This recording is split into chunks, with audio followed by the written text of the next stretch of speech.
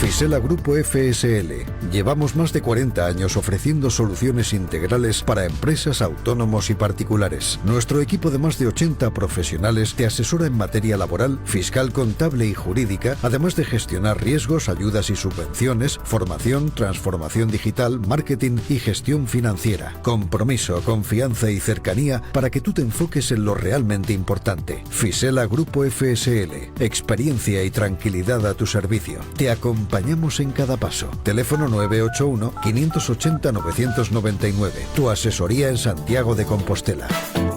Efectivamente, a tu asesoría en Santiago de Compostela. De vez en cando veñen por aquí porque son tantos os terreos nos que xogan que un día abrimos unha pestana, outro día abrimos outra, outro día falamos de Santiago en Vivo, que tamén é un proxecto que, aínda que non lle gusta vencellalo, patrocinadores da Sociedade Deportiva Compostela, que lle mandamos moito ánimo nesta recta final, con Santiago en Vivo, que outro día falábamos precisamente de toda a actividade cultural, deportiva, de foro, de crear cidade, e hoxe imos a falar, no tempo de Fisela, co departamento legal, coas cuestións que teñen que ver pois con cando nos enfrentamos pois a algún tipo de situación que precisamos da axuda dun abogado. Temos a alguén que representa, neste caso, o equipo xurídico de Fisela, que é o abogado Luís Galloso. Luís, moi bo día. Moi bo día, Alberto, que tal?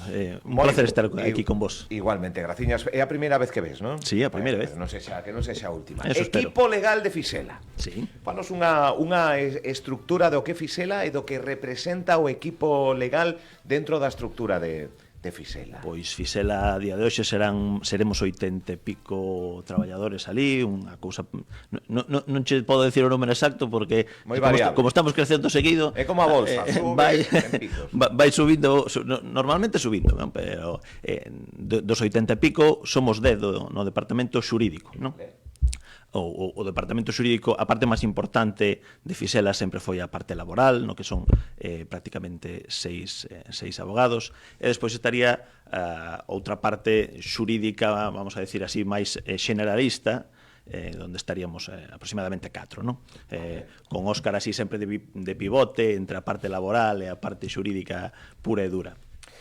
Cando precisamos da axuda dun abogado, moitas veces veñen por cuestións de tribunais, de xustiza, pero por outras, da propia creación e constitución dunha empresa, da disolución da mesma.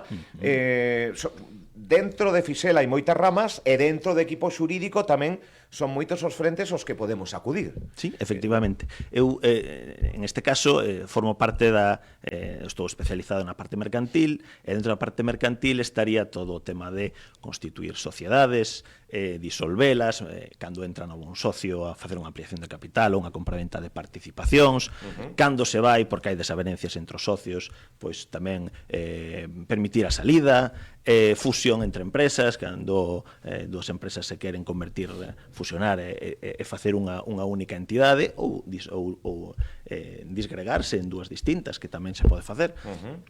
Ou, en algún caso, tamén por desgracia, disolverse, liquidarse, porque os socios non se poñen de acordo, porque o negocio non sexa rentable, polo que sexa. As sociedades, en ese sentido, son unha das partes importantes xunto cos autónomos, persoas físicas, autónomos, que tamén levamos ali. Permíteme unha pregunta, tono jocoso, pero hai unha sociedade con socios que vai polo bo camiño, sí? Sí, hai moitas que van polo bo camiño, pero ben é certo que é un foco importante de problemas. As sociedades, entre dúas ou máis persoas. Entre dúas ou máis persoas. Sí, bueno,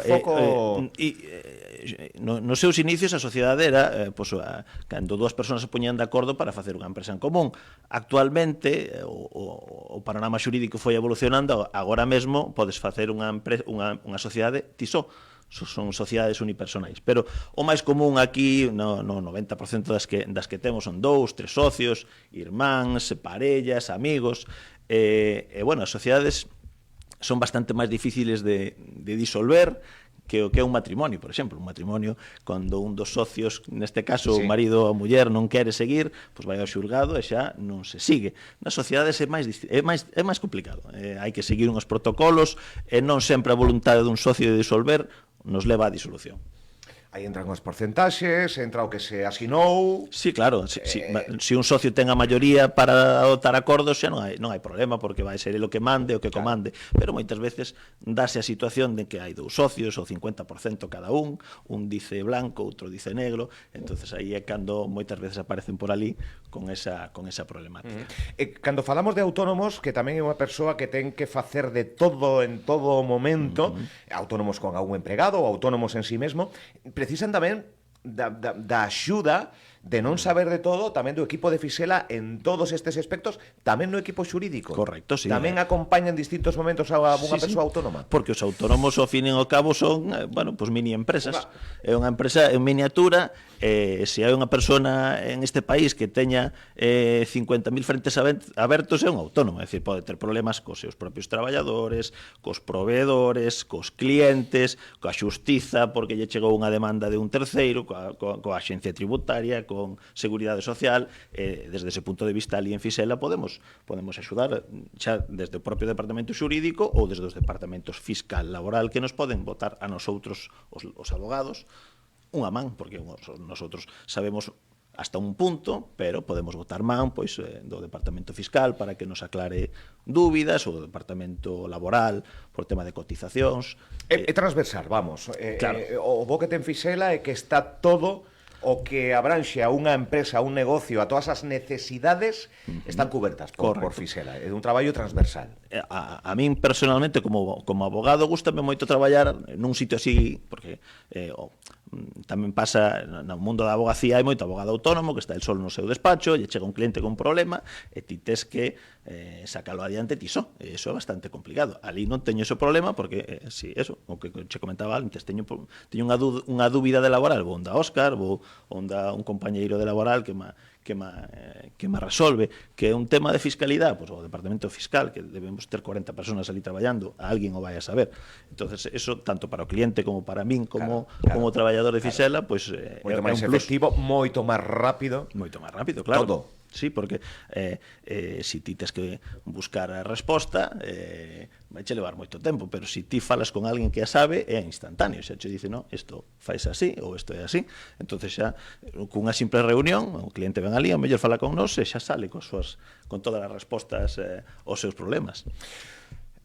O teu día a día é atender e poñerte en situación. Tes que ter todos os datos, ou a gran maioría de datos, para poder acompañar a ese, chamémoslle cliente, chamémoslle persoa que precisa. Supoño que haberá, non sei se casos máis comuns no teu día a día.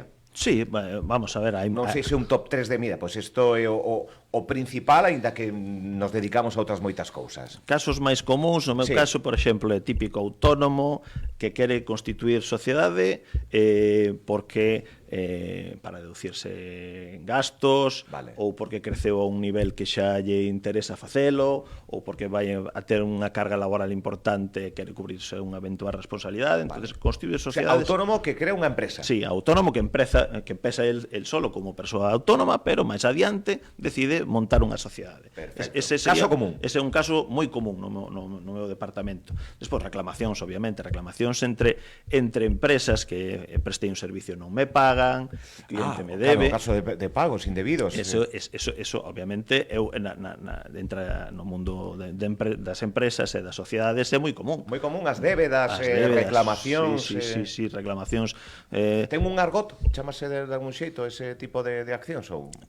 Reclamación de débedas. Sí, son reclamacións de cantidade, de débedas, depende un pouquiño despois o argot xurídico, o tipo de demanda que lle poñas. Monitorio, isto que me soa. Sí, o monitorio é un tipo de reclamación, vamos a ver, como se dixéramos simplificada, no que ti lle reclamas a outra parte, neste caso que recoñece a débeda. O exemplo típico é prestas un servicio e a outra parte non che paga, non? Entonces ti vas ter un xuicio monitorio que consiste en que o xulgado lle manda a copia da factura, prácticamente así. Diceslle o xulgado, esta débeda existe. Esta débeda existe, e dáselle un plazo a outra parte. E se a outra parte non dice nada, automáticamente esa deuda queda firme e reconocida polo xulgado. Entonces, a partir de aí xa podes embargar, ejecutar, se ten bens xa cobras. Vale, reclamo de débedas, creación dun autónomo dunha empresa, algún outro tema así habitual no teu día a día. Eses serían os dous máis principais, non? Sí, bueno, claro, ao final todo se reduce a diñeiro, é dicir, fulanito me debe diñeiro, o fulanito firmou un contrato conmigo, pero tamén moito, date conta que tamén levamos asesoría a empresas grandes, e gran parte do meu traballo tamén é simplemente revisar contratos que se van a firmar. Contratos xa sean voluminosos, entendo, non? De todos os tipos, é dicir, ali tanto podemos facer un simple contrato de préstamo, tipo dunha sociedade a outra, ou do socio a sociedade, ou dun alquiler, dunha vivenda, que son cousas relativamente sinxelas, como facer contratos ou revisar contratos de unhas prestacións de servicios, de cousas xa máis de calado, non? Bueno, pois estamos coñecendo o equipo xurídico, 80 máis menos persoas que conforman o conglomerado de Fisela, 10 delas, parte importante para o que se refire entrar dentro da legalidade, porque podemos coñecer moito o noso negocio, pois aquí de radio ou de como convencer os clientes para que se anuncien con nós, pero estamos moi despistados. Sí. Moi despistados a todos os niveis, que non temos por qué saber de todo. É moi típico que o propio cliente non sepa a normativa que rixe no seu propio negocio. É que van cambiando tamén moito as normativas. Poñoche un exemplo, nos chamou hai unhas semanas un cliente que tiña un taller de coches. Vale. E me preguntaba si podía el reter ali o coche mentras o cliente non lle pagaba a reparación. El non sabe se o pode facer, se non. Mira, é un exemplo práctico. É un exemplo práctico, o sea, non? Eu arreglo un coche, sí. O cliente non me paga, sí. E o cliente ven polo coche, xa che pagarei. Xa che pagarei. Entonces me preguntaba o dono do taller: "Oye, eu podo reter aquí o coche hasta que me pague?" E eu dicía: "Sí, o Código Civil hai un artículo que che dice que ao que pon o seu traballo nun ben moble, é dicir, en algo que se poda transportar, pode retelo hasta que lle paguen." E iso se aplica ao mundo da automoción, por exemplo. E el, que era un profesional que levaba moitos anos prestando ese servicio, pois non o sabía. E a mesma consulta moitas veces nos chega a inversa, é dicir, tanto me pode chegar o dono do taller, oye, mira, que non me dá o coche, como o cliente que dice: "Oye, que eu que necesito o coche e non mo quere pagar." Gústanme estos casos prácticos. Ponme algún outro, así se podes. Coche de taller, sí que se pode ata que non se abone a cantidade. Pasa algún que, bueno, decirche que pares agora en algún caso concreto así de dúbidas frecuentes, que claro, que seguramente que é mecánico durante anos e anos e anos, se lle escapaba esta cuestión legal. Sí, a mesma, por exemplo, o mesmo cliente me preguntaba, o mesmo dono do taller: "Eu lle podo cobrar unha cantidade a partir..." Imagínate que termino hoxe de repararlle o coche e tarda un mes en vir a buscar. Eu podo reclamarlle. Aí a lei xa non lle permite facer automáticamente, pero se el no seu presuposto lle pon ali no pé do presuposto, lle dice: "Por cada día que permanezca o coche unha vez arranxado, pois se devengará X euros diarios." Pois se iso puxo, se tuvo esa prevención de poñelo, sí que lle pode cobrar. Sí que se pode. Sí, son cousas que, claro, eu o mellor de boas a primeira eu non me sei a normativa toda do mundo, pero tes que miralo cando o cliente che demanda ese servicio, non? Ese tipo de detalles está moi ben, porque ali en Fisela, como che pode caer unha consulta de calquera cousa, pois tes que estar o día prácticamente de todo, e non te aburres xamais. Non hai tempo para... Nunca. Eu traballo para que os que non lles guste o traballo repetitivo, pois ser abogado en Fisela é un traballo recomendado para eles, porque non van a ter un día igual que outro, porque aunque me dices ti, cales son os top 10, bueno, pois podes decir eso, pois a Constitución, reclamación de cantidades. Sí, pero despois tocas... Pero despois veñen con preguntas ou firman algún contrato que dices ti, como firmaches este contrato? E despois queren salir deses líos, entonces cada contrato é un mundo, cada situación é un mundo, ao final che exixe, pois eso, pararte con cada tema, miralo e dar unha resposta. Todo isto notarial, non? Casi todos os contratos de sociedades teñen que pasar por un notario. As sociedades, todo o que sea relacionado cunha sociedade, tanto a constitución, ampliación de capital, disolución, simplemente trasladar o domicilio, ten que pasar non só polo notario, ten que pasar polo notario e despois polo rexistro mercantil. Entonces, claro, son cousas que normalmente o común dos mortais non sabe, ten que, bueno, informarse con nós para asesorarse, porque todos os requisitos, obviamente, de como funciona unha sociedade non o saben. Un cliente, por exemplo, cando pasa de autónomo a sociedade, unha cousa que normalmente non teñen na cabeza é que a sociedade é como unha persona sola, independiente, é dicir, ten o seu propio patrimonio. Un autónomo, por exemplo, todo o que ten na conta do banco é seu, salvo que teña que guardar un pelín para o trimestre, para o IRPF, do resto pode dispoñer como queira. Cando ten unha sociedade, os cartos son da sociedade, non son das persoas que a conforman. Claro, e iso hai que explicar e dicir, se ti como socio ou como administrador queres ter diñeiro no teu bolsillo, ten que ser porque a sociedade che paga un salario ou porque che paga a retribución como administrador ou a final de ano os beneficios. E mentras tanto tes que ter ali o diñeiro quieto na sociedade. Entonces, eso, hai moita xente que ya hai que facer esa labor pedagóxica porque ben acostumbrado. Son os meus cartos. Estes son, claro, as sociedades son eu solo, por exemplo. Ou é meu e da miña muller, bueno, pero hai que seguir na sociedade, non? Claro, porque moita xente, eso, retira. Sí, agora de un gasto, non? Sí. Claro, necesito de justificar un gasto. Necesito 10.000 euros para arreglar a miña casa e teño aí na sociedade, colle retiros e tal. Claro, despois ven a agencia tributaria e che dice, oye, isto é unha donación que se fixa a empresa. Hai toda esa labor de pedagogía para evitar precisamente estas situacións, temos que tamén dala. Bueno, falabas de Facenda, que agora iba a ser este ano, pero isto de todas as facturas, digitalizalas, de un pouco evitar todo isto, que tamén puxo a todo o mundo así como... Puxo todo o mundo en garda, porque, claro... Cuidado que ven aí, houbo consultas xa a nivel legal, oye, que pasa aquí? Houbo consultas, houbo moita... Como se chama? Era Verifacto. Verifacto, eso, que non me saía... Sí, Está aprazado para o 27? Sí. Inicio do 27? En principio, sí, se non cambian outra vez, claro. En principio, moitas sociedades incluso xa adaptaran a súa facturación a ese novo modelo. Claro. E aí se quedaron adaptadas xa. Bueno, van collendo carrerilla. Van collendo carrerilla, claro. E a agencia tributaria o que quería era, bueno, pues ter un retrato día a día de todo o que se facturaba para impedir que, bueno, pues que determinadas facturas aparecesen, desaparecesen ou se facturasen a posteriori traballos feitos. Quería que estivese todo milimétrico, ¿no? Para poder fiscalizar un pouquiño máis as empresas. De momento aprazouse un ano, pero, bueno, chegará. Non creo que se consiga paralizar esa tendencia. Supoño que evitar facer as cousas mal, intencionada ou non intencionadamente, non? Sí, bueno, o que pretende sempre a Axencia Tributaria é controlar. E recaudar máis e controlar máis. Efectivamente. Evitar calquer tipo de maniobra ou de táctica que poda ter unha empresa para pues, ao mellor dilatar unha tributación ou imagínate que un cliente non lle pagou, pues, non lle emite factura, ¿no? A Axencia Tributaria dice, emite a factura, páganos a nosa parte, despois se ti tes algún problema de cobro, ese é un problema teu. Básicamente, xa sabes, a Axencia Tributaria mira polo seu interés, que é recaudar neste caso. Está claro.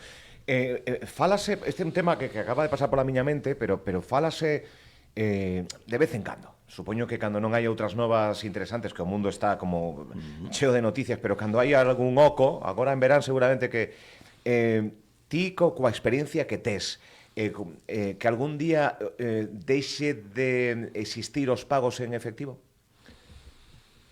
Isto é unha locubrar un pouco. Que duda cabe que a Axencia Tributaria e o Estado en concreto beneficiaría, pero a niveles increíbles. Outra cousa é que cheguen a facelo. Date conta que poder fiscalizar cada céntimo que sin que se lle escape nada a Axencia Tributaria, eso sería para eles... Porque agora fiscalizan os bizums ata unha certa cantidade, creo, se non me equivoco. Sí, eso é o que dicen, é dicir, tanto poden fiscalizar bizum como tamén transferencias bancarias. Foron baixando o límite progresivamente, foron baixando o límite dos pagos en efectivo, que primeiro era libre, despois en 2.500, agora xa estamos en 1.000.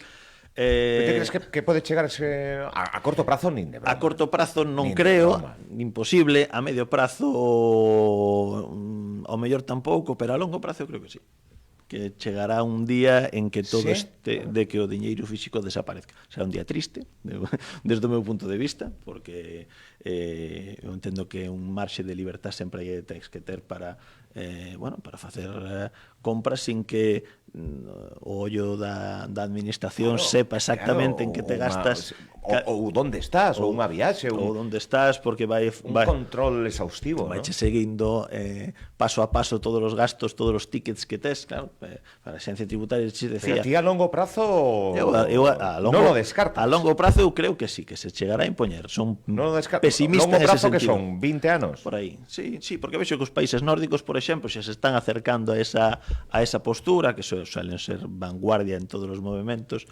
Sí, xa se está facendo. Nos países nórdicos hai o efectivo xa casi en algúns sitios é residual e cada día vai ser máis restrictivo, pero bueno, eu espero que aquí resistamos un poquinho máis. Pois nada, gastaremos as pensións non en caxe, se hai. Se hai. Bueno, oye, esgotamos o tempo, Luís, pero que pasen por Fisela, oficinas en Santiago de Compostela, moi visible, tamén ramificacións en distintos puntos da comarca, entrar en Fisela poñendo, xa aparece a páxina web, redes sociais, onde tamén son moi activos, con Santiago en Vivo, tamén que é un proxecto bastante interesante que xurde no grupo FSL, que como se denomina realmente. A gusto na primeira conversa, Luís? Sí, combinamos outro día, Pois por mí non hai falamos, problema. se queres, de casos concretos, sí, de preguntas frecuentes. Traio unha lista, se queres. Unha lista, falamos porque tanto o caso que puseches dun negocio, taller de coches, que son dúbidas que se poden plantexar no día a día, que teñen unha resposta legal. Tal cual. Que antes de meter a pata ou antes de que se lle revirta a facer algo e que ao final non sexa dentro de todo legal, pois para eso está Fisela, para levarnos polo bo camiño dentro da legalidade. Graciñas, Luís, ata a próxima. Moitas gracias, Álvaro. Graciñas, Chao. gozas.